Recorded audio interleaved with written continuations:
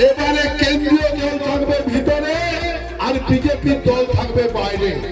আমাদের যে সভাপতি, এবারে ভোটের দিন কেন্দ্রীয় দল থাকবে ভিতরে, বিজেপির দল থাকবে বাইরে। খোলা মঞ্চে বিতর্কিত মন্তব্য গেরুয়া বিধায়ক অমরনাথ শাখার। পাল্টা কটাক্ষ তৃণমূলের। বিভিন্নভাবে বিভিন্ন মন্তব্য করে বিতর্কে জড়িয়েছেন বাঁকুড়া জেলার ওন্দার গেরুয়া বিধায়ক অমরনাথ শাখা। এদিন ফের উস্কানিমূলক মন্তব্য করে বিতর্কে জড়ালেন সেই বিধায়কই। গতকাল বাঁকুড়া জেলার ওন্দা ব্লকের দুবড়াকোন গ্রামে লোকসভা ভোটের জন্য একটি নির্বাচনী সভার আয়োজন করা হয় বিষ্ণুপুর বিজেপি সাংগঠনিক জেলার তরফ থেকে।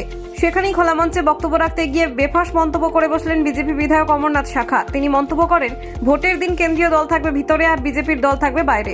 পরে বিধায়ক অমরনাথ শাখা সাংবাদিকদের মুখোমুখি হয়ে জানান, ভিতরে ছাপা মারছে কিনা সেটা দেখার জন্য, তাকে কেন্দ্রীয় বাহিনী, বাইরে মানুষ আনন্দ সহকারে ভোটটা দিচ্ছে এটা দেখার জন্য থাকবে আমাদের বাহিনী।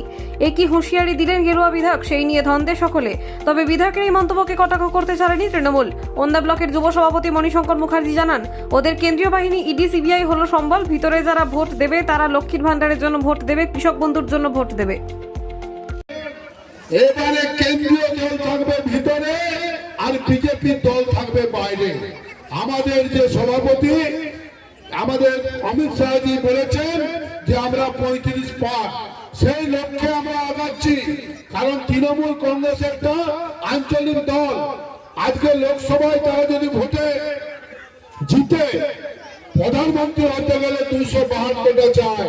আমরা যদি গরিবের বামপন বলে আমরা 45টা সিট দিয়ে দিই, কোনদিনও দেশের প্রধানমন্ত্রী হতে পারবে? কোনদিনও পারবে না।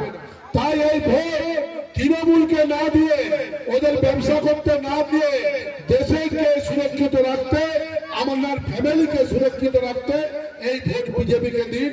বিষয় নয়, বিষয় হচ্ছে যেভাবে 12 বছর ধরে তৃণমূল কংগ্রেস ভোট লুট করছে, সরকারি এক শ্রেণীর অফিসারকে কাজে লাগিয়ে, পুলিশ আমলাদিকে কাজে লাগিয়ে, যেহেতু লোকসভার ভোট কেন্দ্রীয় বাহিনী থাকবে, তারপরে বাইরে বিজেপির বাহিনী থাকবে, তারা ভোট কিভাবে করাতে হয়, মানুষকে যাতে সঠিক জায়গায় ভোট দেওয়াতে করাতে পারে, তারই আমি আভাসটা দিলাম। এখন ভিতরে থাকবে কেন্দ্রীয় বাহিনী, ওরা যেটা বলেছে, ওদের মেন রসদ হচ্ছে কেন্দ্রীয় বাহিনী, ইডি সিবিআই।